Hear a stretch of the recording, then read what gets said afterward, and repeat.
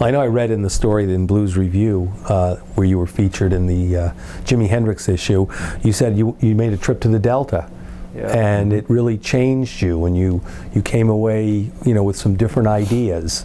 How did that trip change you? What year would that have been? Was that like 04, 05? I think it was 03. It was 2003, yeah. March of 2003. Uh-huh. And where in the Delta did you go, and for how long?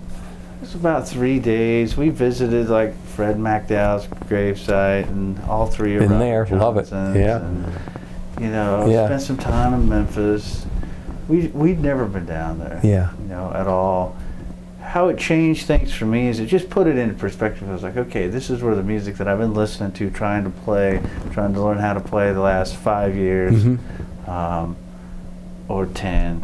This is where it came from. Yeah. I understood it a little more. I had read some books about it before I got there, but I don't want to get academic about it because it's music. Right. It's not academic, but having that knowledge of where it came from, and what a lot of it meant, and to go someplace and like, oh, so that's where that W.C. Handy story. That's right. Is about. Yeah. Yeah. So it was enlightening. Yeah. Yeah. Yeah. I would have to pretty much say the same thing. Yeah. I just to be there and kind of soak up the vibe. Yeah.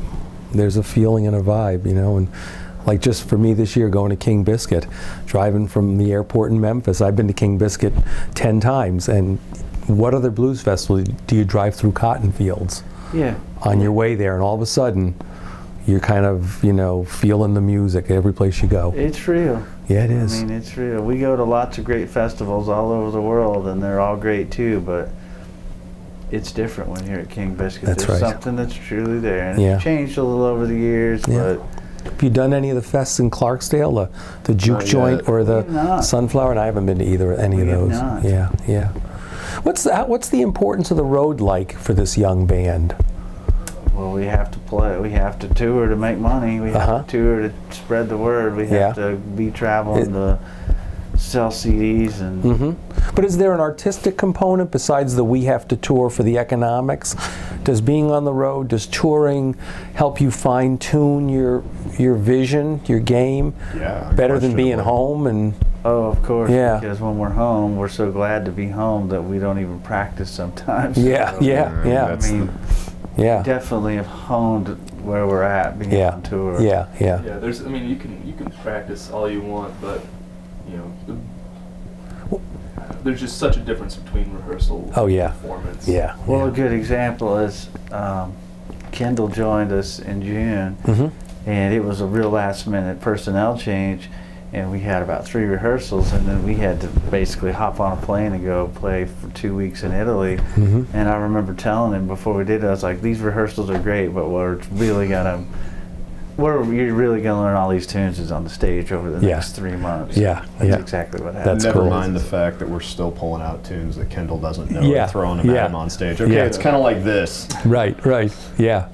What still keeps it interesting, makes it fun. Yeah, when you are home and you make that transition from home to road to stage, what's the trajectory like as a band, as 3 musicians, before you feel like you've hit the zone? Does it take a couple of gigs to get up to speed again? It can. Depends on the night. And for you, yeah. So much of it really is you getting the vibe back from the crowd. Yeah, it's a two-way street. And it also, sometimes I'd say it's not even so much getting back into the swing of playing as it is just adjusting to being in road mode and being in home mode. Yeah. And that's really the big adjustment. It's always, when we've taken a time off, when we leave, I'm always like, wow, do I have everything that I need for this tour? Do I have my shave kit? Yeah. I mean, silly things, because I just get out of the mindset. Right. That's cool, being on the road versus the home mode. Well, we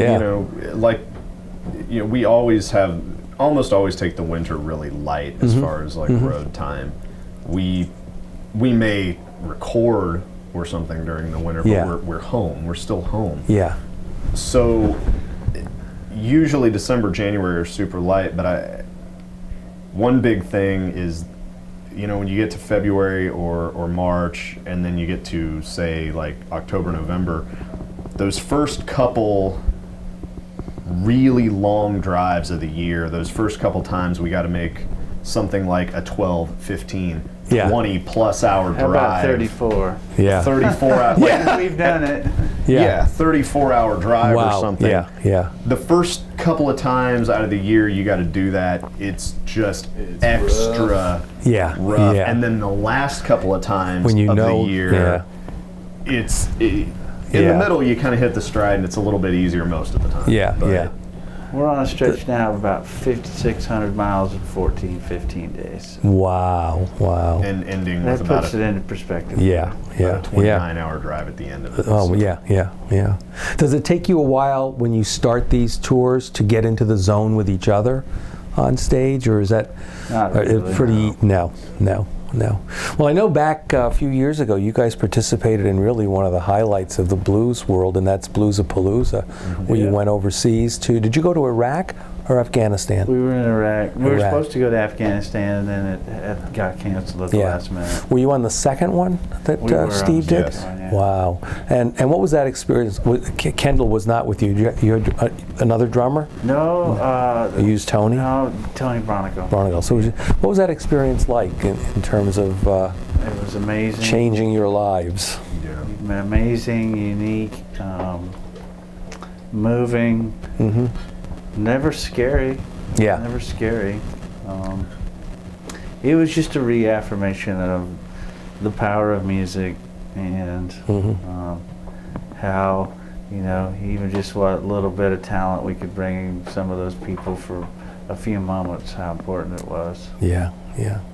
We're here, you know, we're in the States, we're here, we're hanging out, and unless we have a kid there or a brother or somebody we know who's in it, we have no idea what's really going on. Oh, I know. You know, we just think, oh, it's war and it's bad, but it's, you can't even comprehend, you know, these 18, 19-year-old kids saying, well, I'm going on a mission today, I'll be back later, and they're off doing their thing out in the middle of nowhere where many people want to kill you. Yeah. Danger is around every corner. Every corner. Yeah. And how they accept the music?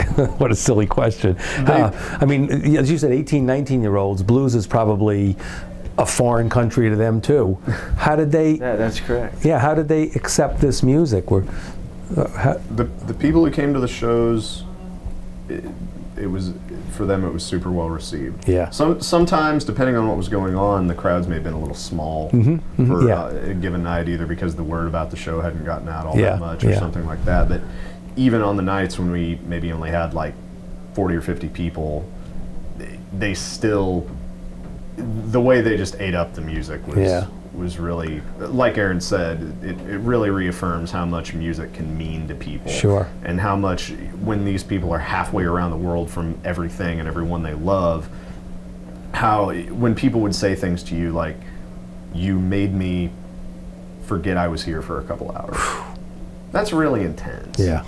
And so the response was really, really great. Yeah. It was exhausting. It was a really emotionally exhausting, probably more than physically. Well, both. Well, both. I tell people, when people ask what it was like, I was like, well, it was really like 2 hours or 2 weeks of 4 hours of sleep a day. Yeah. Wow.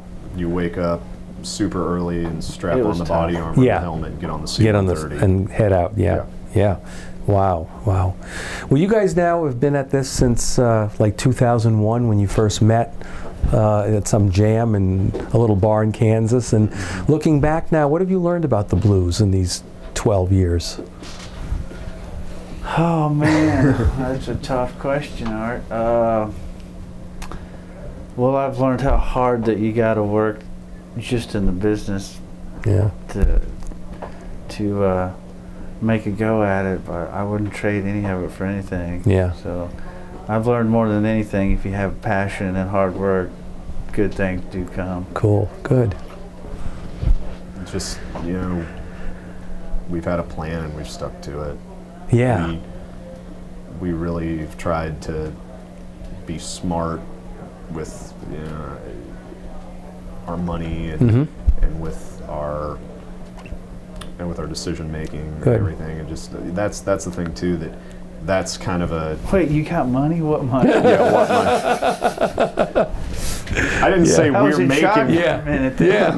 not that we're making much money, but we've tried to make good decisions with the little money that we, you know, that it is like any other business. Yeah. You got to run it like a business if you're going to be in a successful Yeah. band, and most musicians don't realize. And are you still thrilled by the music? Absolutely. Hell yes. Yeah, good. If I And wasn't, I wouldn't be here right now. That's right.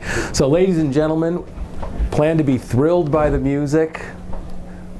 Moreland and Arbuckle in concert on Don Odells Legends. Thanks, Art.